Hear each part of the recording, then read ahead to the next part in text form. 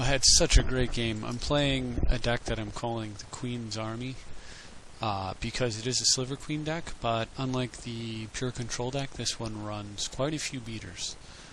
My opponent 1, 2, 3, 4 court won the dice roll, and my board will be up on top because the playback is obviously glitching again. So let's extend out the hand here. So here's my hand and here's my opponent's commander. I'm anticipating a lot of dead creatures against a commander like that. Usually it seems like I find people who, instead of playing a commander who does something their deck doesn't do, they often play a commander who redundantly does what their deck already does. So instead of, like, you'll see people playing Edric running tons and tons and tons of card drawing, and it's like, well, why are you doing that when you're playing Edric? That's what he does. Why not play things to, you know, go with him? But anyway, back on track. I opened up with an Arid Mesa for Scrubland, thinking I would Vampiric Tutor. I should have saved it till the end of his turn. But there is that card that's 2 black that says the player can't search. Anyway, silly reason. I shouldn't have done it. I could have stripped it. But whatever, so I've Vampiric for Tithe to fix this bad mana hand here and turn it into a good mana hand. So that part's taken care of, and I want to get caught up on... I'm behind a little bit, so I decided to go ahead and just go get Arbor. Fortunately, my opponent doesn't have removal. Unfortunately, my opponent does have Arena. So I pass for the turn, tending to Fact or Fiction. And I do it in response to Solemn, so that if I have a Force of Will in the pile, it may cause him to split the pile incorrectly. There's no force there, but I do have options, interesting ones, lots of them. So we'll see how he splits it up. And if I could just take all 5, this would be cake. So he decides to split like that. It was really tough because Phyrexian Metamorph would allow me to clone the Soul Ring or Solemn Simulacrum to get more blue into play, potentially. Let me back that up. Theoretically it could, but I'm not playing any basic lands. So basically Metamorph for Soul Ring and a Ranger, or these 3 cards here. What I'm kind of hurting for is blue, since I've got this game-winning Future Sight in my hand, so I take the pile of 3. Plus I never really feel too bad when I take the 3 pile. And with a Remand I'll be able to hopefully stall for a bit while I continue to develop some. So I play Bloom Tender, the Cradle, and use 2 mana from Regrowth to pick up another Vampiric Tutor, even though I do have Mystical in my hand. I figured options win games.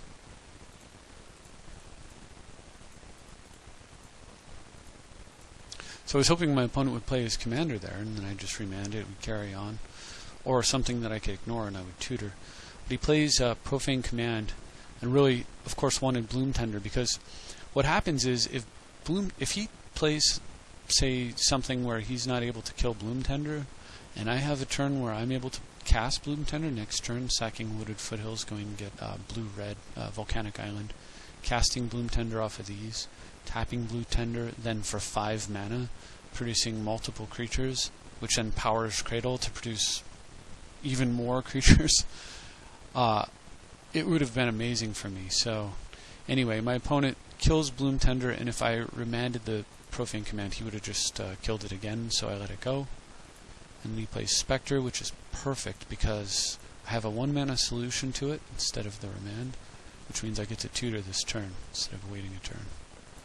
So I do remove the Spectre before tutoring, just in case he has some trick I've never envisioned and I have to tutor for another answer. So with that out of the way, what do you get? Certainly some interesting options, and if it wasn't for the Arena, I'm almost certain that I would just go get Mind Twist here. Another option to consider is Bribery. There's Demonic Tutor there. Green Sun Zenith's pretty good. But I went for Natural Order, because I really, really want to get that Phyrexian Arena off the table. So, off with my Arbor, in comes Terastodon, and down goes Arena, Soul Ring, and a Swamp. I actually really considered, and maybe should have, killed one of my own lands, and like for example played the Wasteland and then killed my own Wasteland to get an extra creature for Cradle. I don't know, but it wasn't the play I made. I went for that, so we'll see how this works out.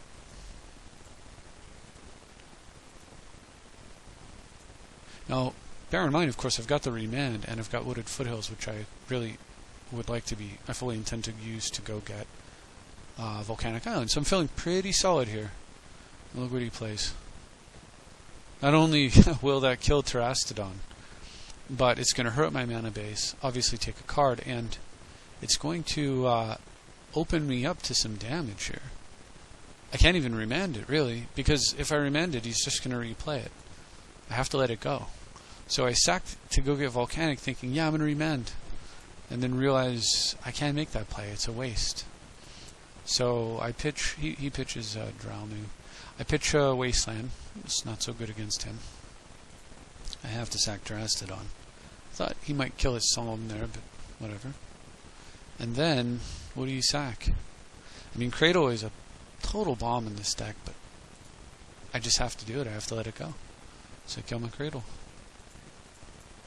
Very powerful Smallpox there. On the upside, if he has no other play, I can Vampiric Tutor instead of remanding. So he plays Beseech the Queen. And since I want to stall, I decide, and I also want to dig, I decide I can remand that, and then I'll Vampiric during my upkeep if I really want to. I draw an Edric, so I decide to hold off, and I top deck a Green Sun Zenith. So, this is the second time I've played it this game. So Zenith 4. Oops. Chat with Brian here. I'll just leave that down there. So Zenith 4 Witness, and what would you witness? Let's take a look. So here's what I'm looking at. I really thought about just witnessing Natural Order and then replaying it. But if I pick up Natural Order and he removes the Witness, I'm in a pretty awful spot.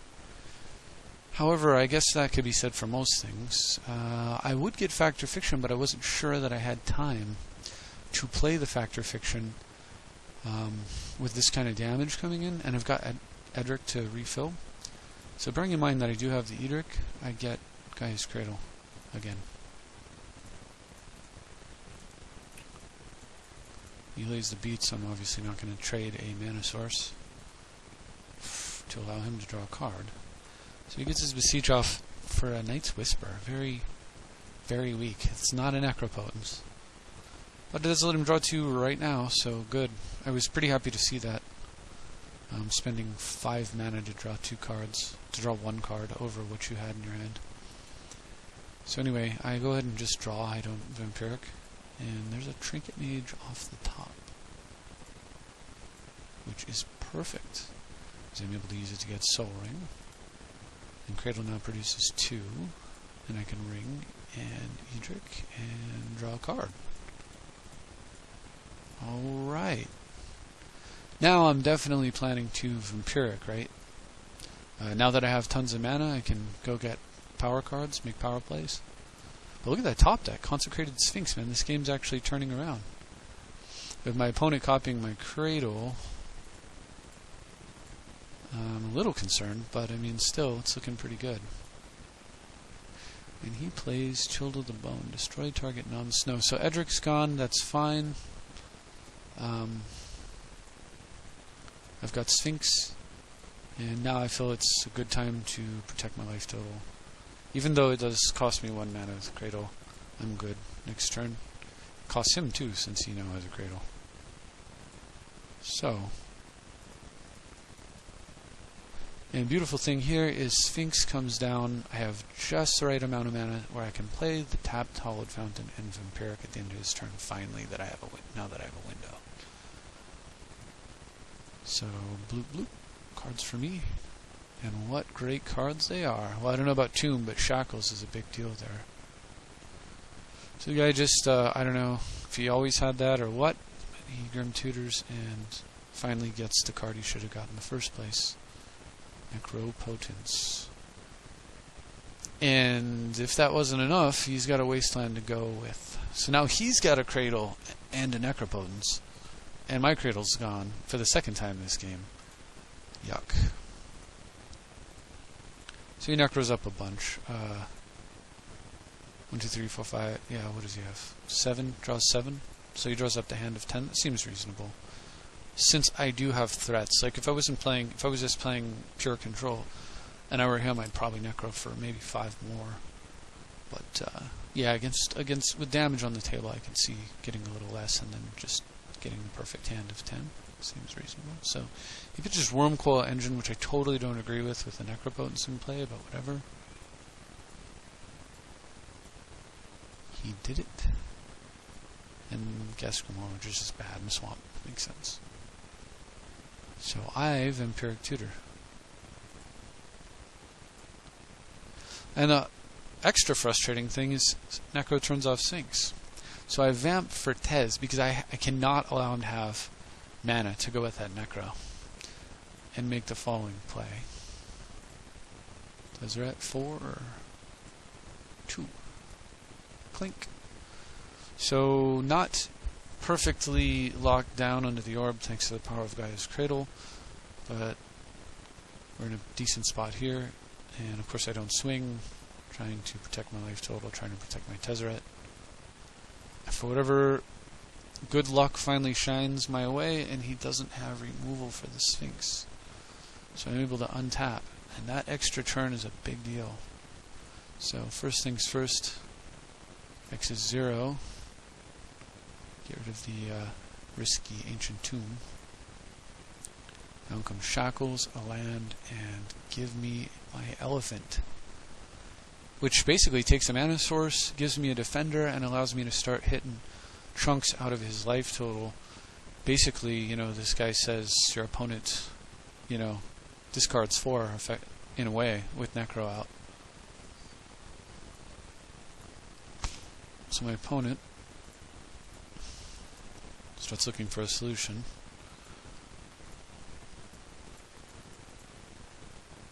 Discards Water and Blood and Journeyer's Kite. Definitely agree with that.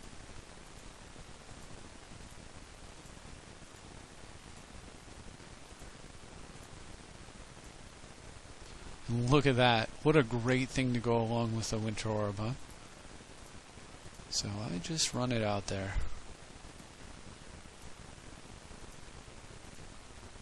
Tap down a Swamp. I want to see if he had, you know, if he was going to tap it for mana in response to decide what to do with my Sphinx.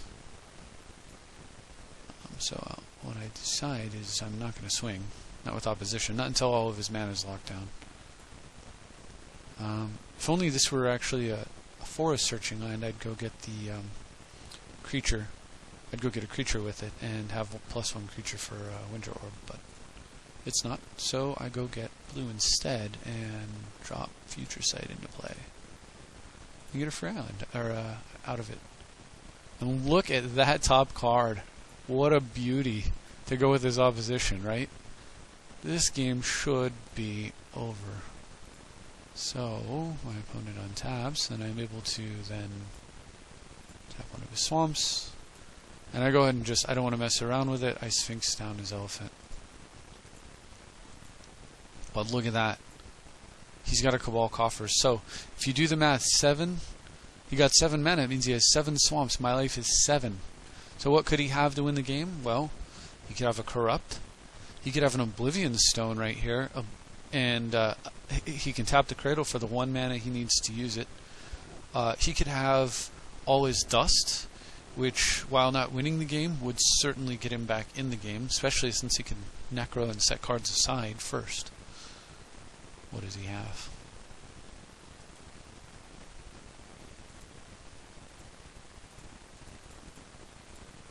Death Cloud for 5. Not enough to kill me, but a heck of a valiant effort. Look at that. He had Sorin Markov.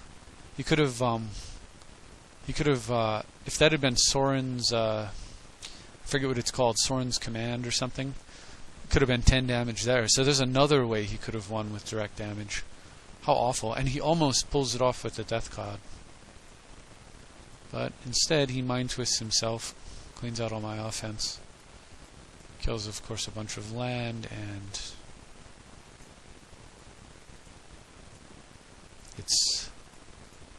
it doesn't matter. It's not enough to save him.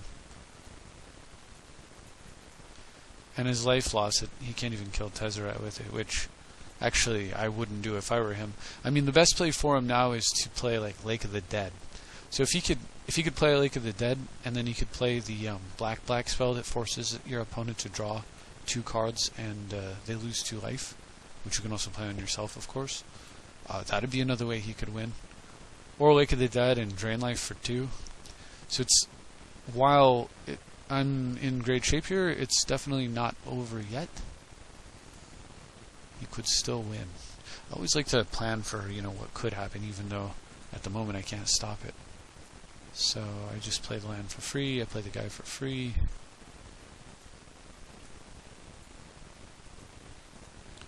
Tezzeret myself a Deranged Hermit. And I don't have anything else. If he does have Lake of the Dead and some way to kill me, my only hope here is to sacrifice Windswept Heath and cross my fingers and hit a counterspell on the top of my deck.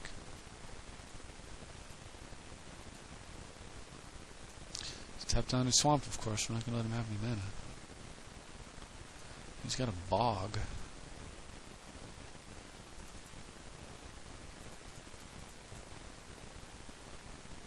So, due to a tiny little problem where my brain just failed utterly to do math correctly, upkeep I fetch a land and then realize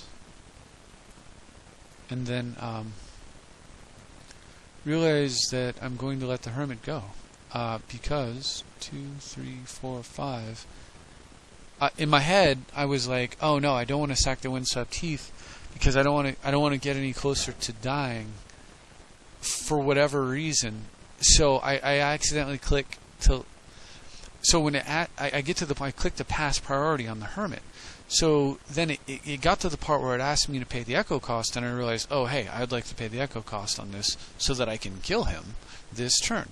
So I go to pay the Echo cost, but Windswept Heath, you have to do it before. You can't pay it. You can't sack in the middle of paying an Echo cost. So I'm unable to pay the Echo cost because I had that impulse to avoid taking damage and wasn't planning ahead.